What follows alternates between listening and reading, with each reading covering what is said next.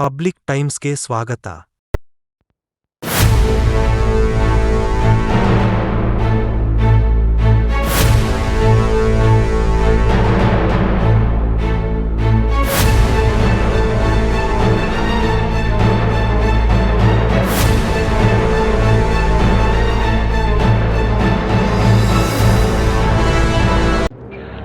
ಇಳಕಲ್ ಹೆದ್ದಾರಿಯಲ್ಲಿ ಸತ್ತು ಬಿದ್ದ ಜಿಂಕೆ, ಜನರಲ್ಲಿ ಆಶ್ಚರ್ಯ.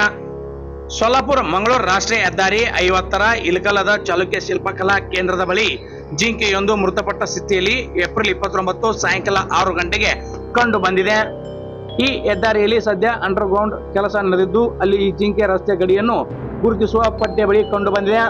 ಇದರ ಸುದ್ದಿಯನ್ನು ಕೇಳಿದ ಹುನಗುಂದ ಅರಣ್ಯ ಇಲಾಖೆಯ ಅಧಿಕಾರಿಗಳು ಸ್ಥಳಕ್ಕೆ ಭೇಟಿ ನೀಡಿ ಪರಿಶೀಲನೆ ನಡೆಸಿದರು. ಸತ್ತ ಸ್ಥಿತಿಯಲ್ಲಿ ಜಿಂಕೆಯಲ್ಲಿ ಹೇಗೆ ಬಂದಿತು ಎಂಬ ಯಕ್ಷ ಪ್ರಶ್ನೆ ಕಾಡುತ್ತಲಿದ್ದು, ಅದು ಹೇಗೆ ರಸ್ತೆಯಲ್ಲಿ ಬಂದಿದೆ, ಅಲ್ಲಿಗೆ ಅದನ್ನು ತಂದು ಹಾಕಿದವರು ಯಾರು ಎಂಬುದು ತಿಳಿಯಬೇಕಾಗಿದೆ.